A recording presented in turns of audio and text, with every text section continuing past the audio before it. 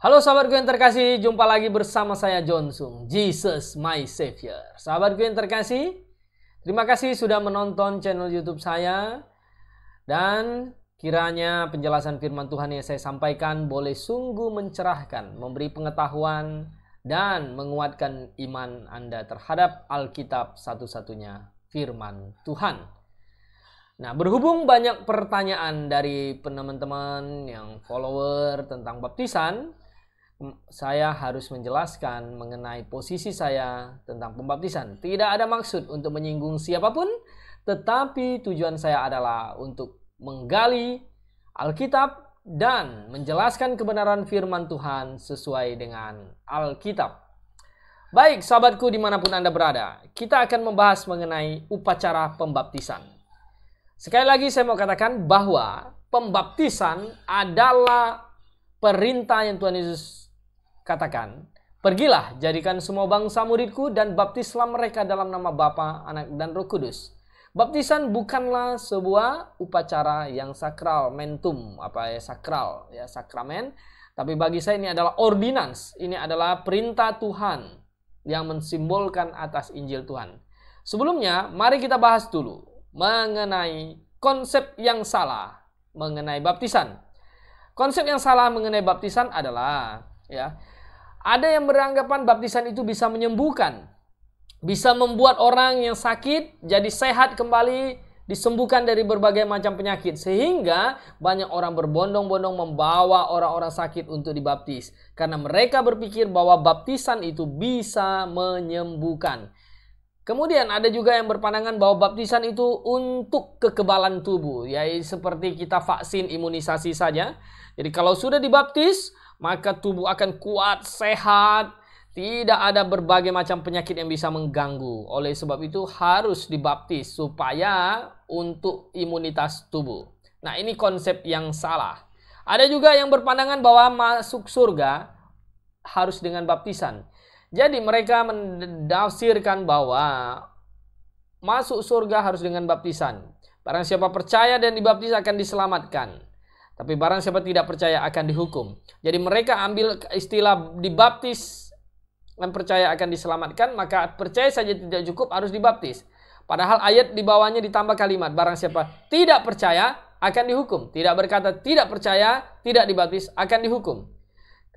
Oleh sebab itu, kalau kita juga melihat kejadian bagaimana Tuhan Yesus menggaransi penjahat yang di samping itu, tidak ada dengan baptisan. Kalau baptisan bisa menyelamatkan buat masuk surga, maka ada sebuah dalil usaha manusia untuk membuat orang masuk surga. Diselamatkan bukan anugerah kalau begitu, tetapi diselamatkan karena usaha manusia, baptisan. Coba misalnya seandainya saya hari ini sudah bertobat diselamatkan, kemudian rencana minggu depan akan dibaptis. Tapi belum sampai minggu depan, pastornya bilang, wah minggu depan saya tidak bisa, jadwal saja nanti untuk minggu depannya lagi. Nah, kemudian dijadwal minggu depannya lagi. Belum sampai minggu depannya lagi, saya sudah kecelakaan dan meninggal. Tapi saya sudah percaya Yesus. Nah, bagaimana? Gara-gara pastor itu menjadwalkan ulang, ditunda, maka saya mati masuk neraka kalau begitu. Kalau baptisan bisa menyelamatkan. Nah, coba dipikirkan di situ. Jadi konsep-konsep yang salah, baptisan bisa mengusir setan, bisa masuk surga, bisa buat kekebalan, bisa menambah imunitas tubuh, itu semua adalah konsep yang salah yang tidak ada di dalam Alkitab. Oke, mari kita sekarang lihat baptisan yang benar. Baptisan yang benar kita harus lihat dulu, Oke, kita harus lihat dulu apa kata dari baptiso.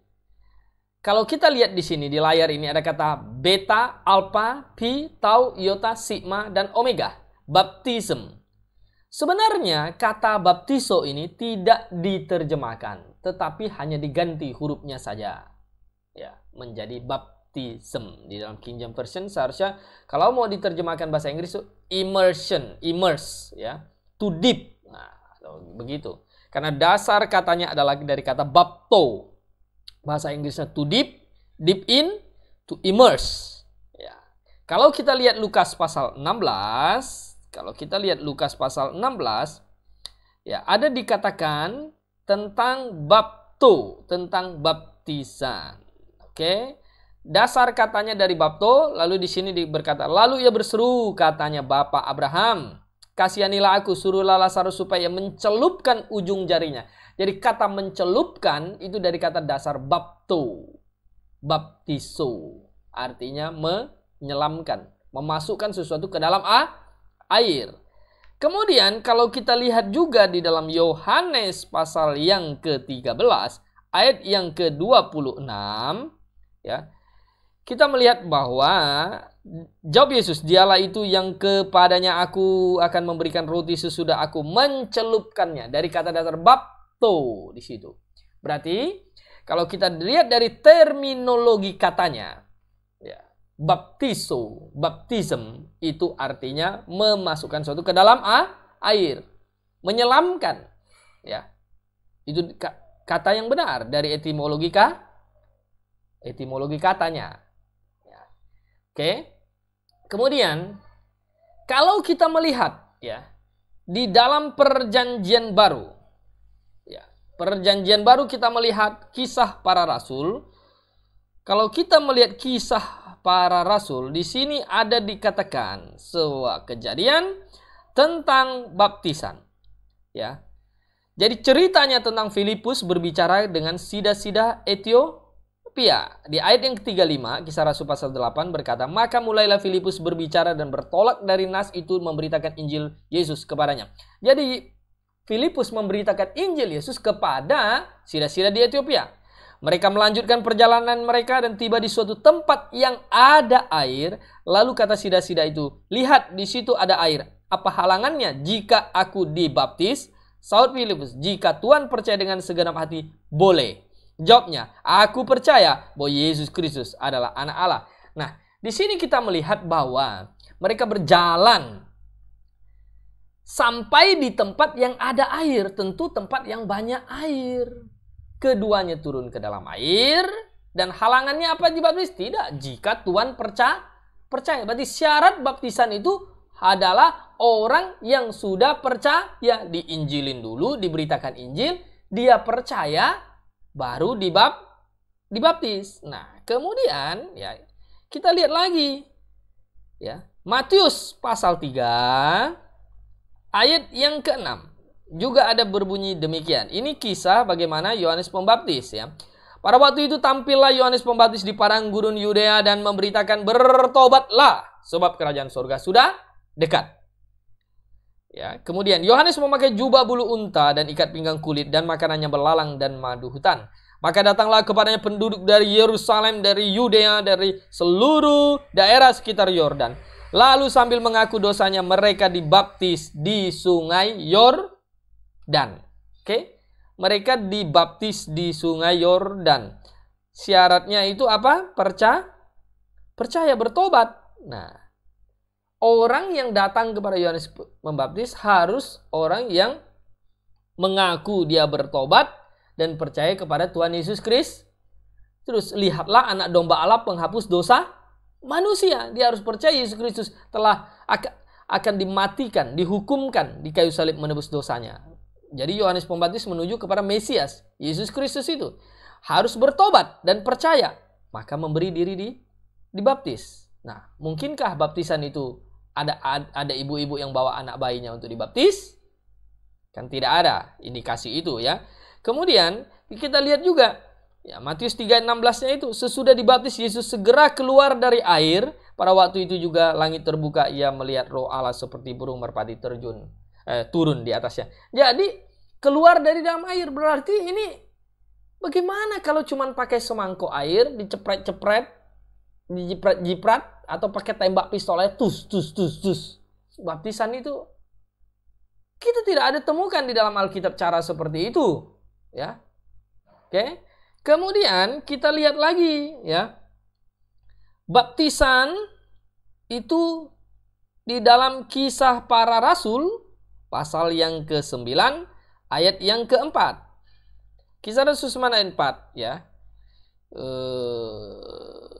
Kisah Rasul 19 ayat Ayat yang keempat berbunyi demikian. Kata Paulus, baptisan Yohanes adalah pembaptisan orang yang telah bertobat. Dan ia berkata kepada orang banyak bahwa mereka harus percaya kepada dia yang datang kemudian daripadanya, yaitu Yesus. Ketika mereka mendengar hal itu, mereka memberi diri mereka dibaptis dalam nama Tuhan Yesus Kristus.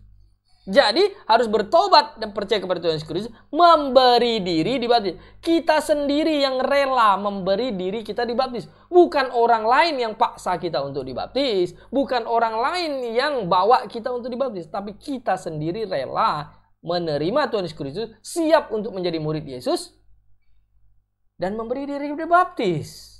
Itu kan jelas sekali dalam Alkitab. Ya. Jadi sahabatku yang terkasih dimanapun Anda berada, sebenarnya kalau kita lihat juga ya, ensiklopedia manapun, ya kalau kita lihat saja begini. Catholic Dictionary Encyclopedia by William Edis 1934 diterbitkan. Baptism in apostolic time, the body of the baptized person was immersed. For Saint Paul looks on this immersion is typifying burial with Christ. Okay? The Catholic Encyclopedia Dictionary 1941 diterbitkan juga, bunyinya baptism, the act of immersion or washing. Jadi semua sebenarnya Anda tanya etimologi kata dan para sejarawan, sebenarnya baptisan itu bersifat immersion, diselamkan. Karena memiliki makna apa? Simbol baptisan itu apa? Jadi kita dibaptis itu bukan untuk masuk surga, tapi untuk melaksanakan perintah Yesus, menghayati Injil, simbol dari Injil. Makanya Yesus Kristus dibaptiskan. Bukan untuk pengakuan dosanya, bukan untuk diselamatkan, bukan untuk dihapuskan dosanya. Yesus tidak berdosa, tapi dia menghayati Injil. Injil itu apa? Nah, di dalam Roma pasal 6, ayat yang keempat kita temukan. Dengan demikian kita telah dikuburkan bersama-sama dengan dia oleh baptisan dalam kematian, supaya sama seperti Kristus telah dibangkitkan dari antara orang mati oleh kemuliaan Bapa. Demikian juga kita akan hidup dalam hidup yang baru.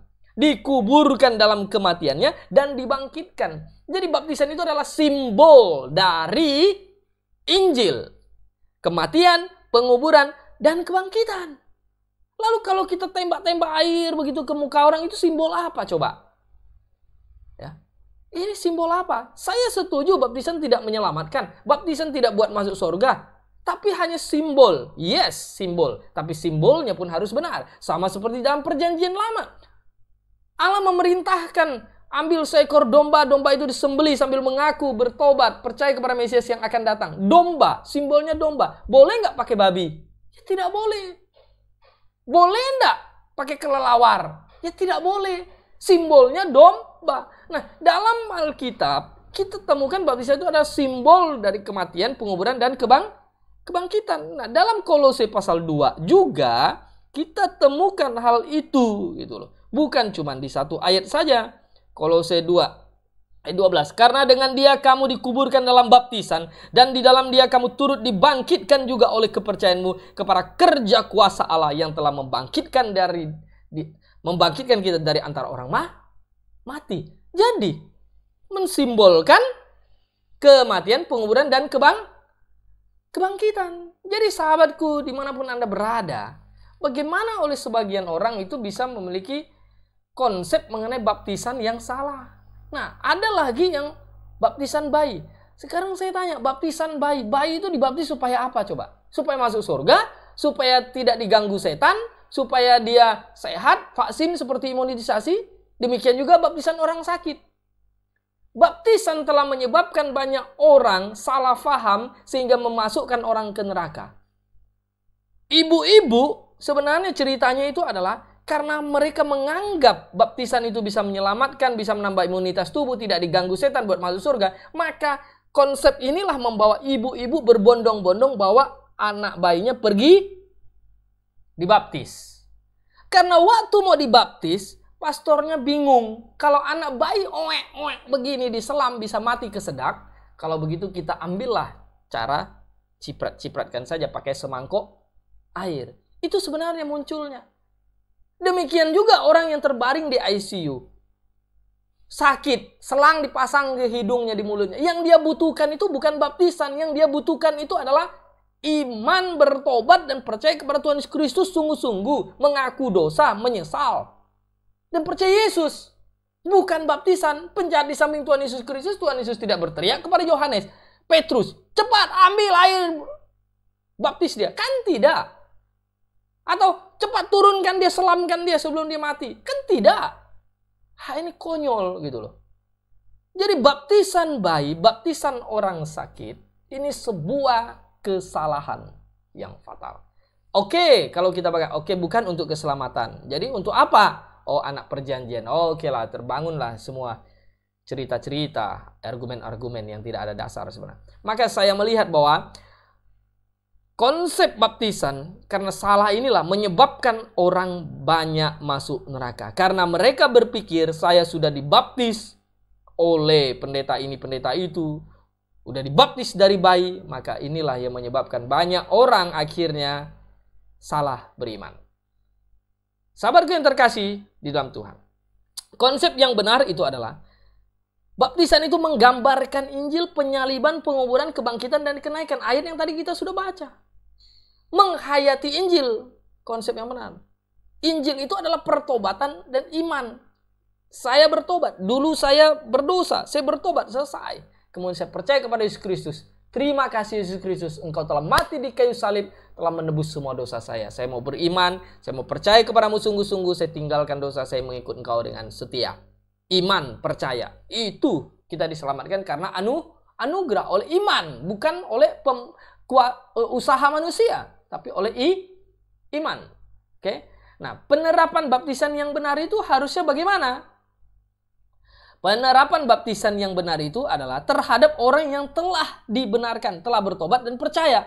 Dilaksanakan dengan cara yang benar dan dilaksanakan oleh gereja yang benar. Jadi, oleh dibaptis dilakukan kepada orang yang benar, ya, cara yang benar, dan oleh gereja yang benar. Jadi sahabatku yang terkasih, bagaimana boleh kita sembarangan ya memahami bahwa baptisan itu ya untuk ini, untuk apa segala macam, bisa menyembuhkan apa segala macam. Ini justru nanti bisa menyesatkan. Nah, kita sekarang lihat ini sebuah layar ya. Efek samping, saya tidak katakan bahwa semua baptisan yang dilakukan ya terhadap bayi itu bisa buat masuk neraka, tapi saya mau katakan begini, efek samping dari baptisan bayi. Kalau seorang anak kecil dibaptis, dibaptis, kemudian dia tumbuh dewasa, dia itu tidak ngerti apa-apa. Dia jadi Kristen, ya Kristen keturunan karena dibawa oleh orang tuanya. Dia tidak tahu apa-apa, tapi dia udah sombongnya minta ampun, dia akan tumbuh besar. Oh, saya ini dibaptis sebelum kau lahir, kamu ngajar ke firman Tuhan, aku udah dibaptis katanya. Kesombongan rohani menghasilkan orang Kristen tidak cinta kebenaran. Dia tidak sungguh-sungguh, akhirnya dia merasa dia udah jadi Kristen keturunan. Akhirnya bisa menjadi orang Kristen yang kompromis. Semuanya sama, semuanya benar. Menghasilkan kaum liberal. Kaum liberal, bebas semuanya. Tidak ada masalah. Dia besar, tumbuh tak perlu pertobatan. Dia merokok, dia mabuk. Ya. Akhirnya menjadi kaum pluralis. Semua agama sama, semuanya benar. Nah, statis menunjukkan bahwa gereja-gereja pembaptis bayi paling cepat bergeser dari posisi yang fundamental, artinya yang biblical, menjadi liberal. Nah, saudaraku yang dikasihi di dalam Tuhan, dimanapun Anda berada, saya mau katakan bahwa kita lebih baik kembali kepada Alkitab sebagai satu-satunya kebenaran firman Tuhan, daripada kita ikut segala macam pemahaman yang dibangun oleh manusia. Baptisan tidak menyelamatkan, ya, tapi baptisan harus dilakukan dengan cara yang benar, kepada orang yang benar, dan oleh gereja yang benar. Karena gereja ada tubuh Kristus. Pergilah jadikan semua bangsa muridku dan baptislah mereka dalam nama Bapa, Anak, dan Roh Kudus. Jadi murid untuk dibaptis. Kalau orang terbaring di ICU, itu tidak bisa dibaptis. Dia butuh iman. Kalau engkau baptis dia datang langsung tanpa babi langsung Dia langsung, oh saya udah dibaptis, saya bisa masuk surga. Nah hal ini justru membuat dia beriman yang salah dan memasukkan dia ke neraka. Ini bahaya. Ya. Bagaimana ada muncul baptisan orang sakit? Itu dia belum bisa jadi murid. Tunggu sehat aja. Kalau dia mau dibaptis. Jadi sahabatku yang terkasih, dimanapun Anda berada, saya buat video ini tanpa untuk menyinggung siapapun, tetapi saya mau katakan bahwa inilah pemahaman yang sesuai dengan Alkitab. Ya, terserah Anda mau debat, Anda mau diskusi, oke silakan WhatsApp di nomor saya 0812 5876 9200 atau follow YouTube saya dan Facebook saya Jonsung dan Instagram saya Jonsung7. Sahabat yang terkasih dimanapun Anda berada, bersama saya Jonsung, Jesus my Savior.